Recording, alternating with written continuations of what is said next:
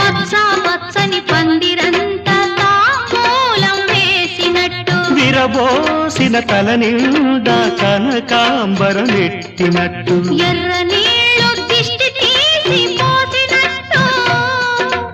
ఎర్ర నీళ్ళు దిష్టి తీసి పోసినట్టు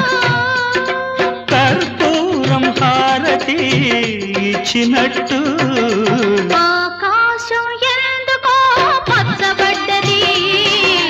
ఆ నడుమ బొట్టేమో ఎర్రబడ్డది వీచే గాలుల తాకిడి సాగే గువ్వల అలజడి రమ్మని పిలిచే పైబడి